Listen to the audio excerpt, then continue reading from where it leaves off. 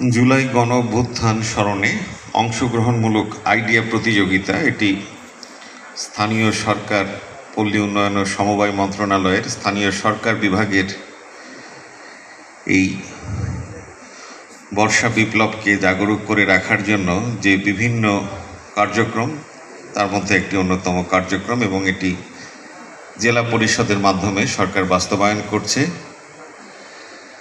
সেই আইডিয়া বাস্তবায়নের জন্য ফেনী জেলা থেকে আমরা আইডিয়া আহ্বান করেছিলাম।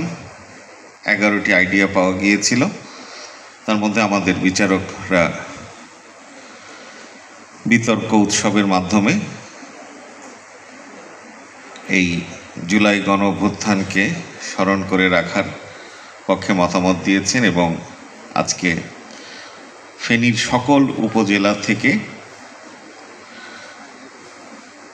46টি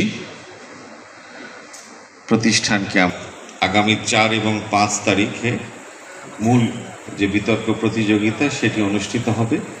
আজকে অংশগ্রহণকারী দলের বিতার্কিকদের প্রশিক্ষণমূলক একটি কর্মশালা।